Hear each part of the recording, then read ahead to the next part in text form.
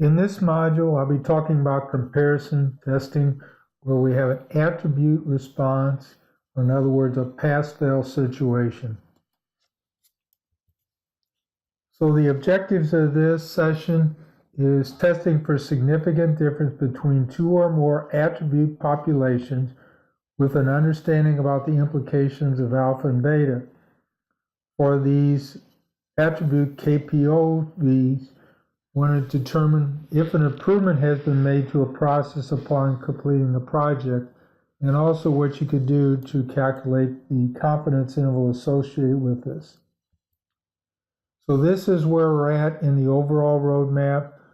We're going to be looking at confidence intervals and hypothesis testing for a particular situation.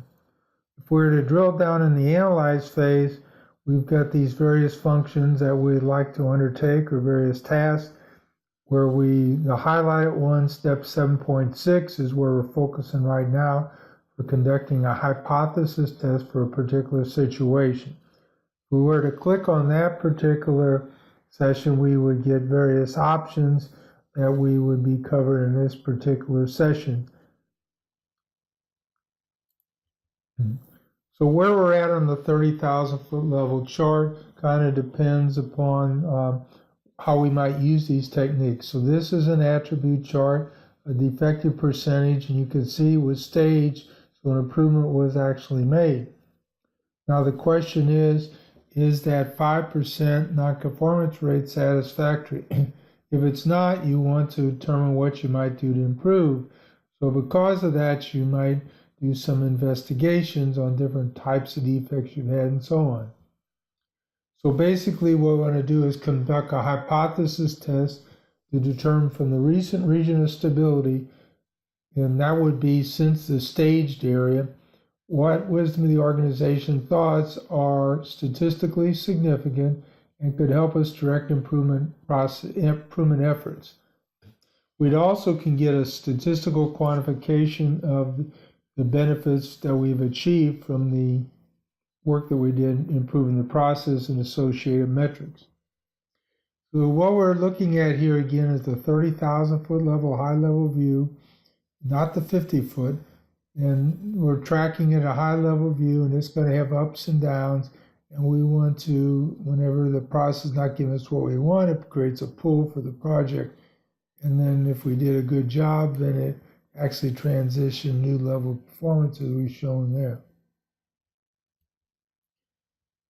So if we look at comparison tests, when we look at this, is we're bridging again from sample about difference between suppliers, machines, and so on to what might be affecting our overall metrics. With this understanding, we can do a better job maybe figuring out where we can focus our improvement efforts so that we're actually making a positive change on the metric that's related to our project. So we got a 30,000 foot level attribute chart, proportion nonconformance. One of the obvious things that we want to do is look at what kind of defects that we've had, and we can build a Pareto chart. Now the question is, are those bars statistically significant difference? If some bars are, if the big bar, for example, is 10,000, then we're feeling like, well, that's really a big number.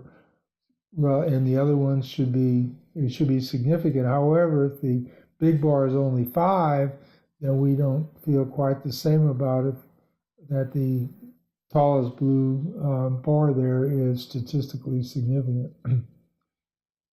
So when you have a situation like this, you can use a chi-square distribution where basically the null hypothesis is the nonconformance rate for all the situations is the same. The alternate hypothesis is at least one of them is not the same. Now, technically, this is what's really happening as stated on the slide, but this, what I like to look at, is an easier way to understand where you might be applying the technique. So when you go through this methodology, you'll end up having a table. Minitab or some other software can create it for you, but then you have this basically table that's going to eventually lead to, is that a significant value or not? Another application of methodology is by looking at only two values. In this case, the previous one, we had 4 different possible outcomes, where now we have only 2. So we might be looking at the confidence interval and a change in our process with an example application of this methodology. So this is quite a bit easier, and you can use a 2 proportion test to assess this significance and see if there is significant is there or not. So we looked at the frequency of the failures for 2 production machines or suppliers.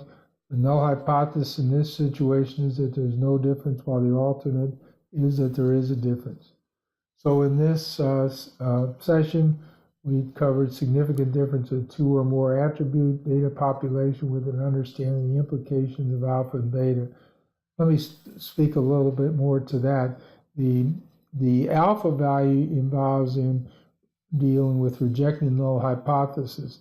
The beta value is a failure to reject the null hypothesis, and that's where the sample size really gets in there to impact what you're actually coming away with relative to a beta value.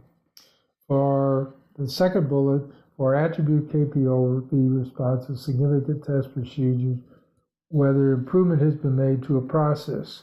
So we've seen a shift in the 30,000 foot level individuals chart for the attribute, but the question is that statistically significant? And if it is, what is the confidence level on what improvements we've made?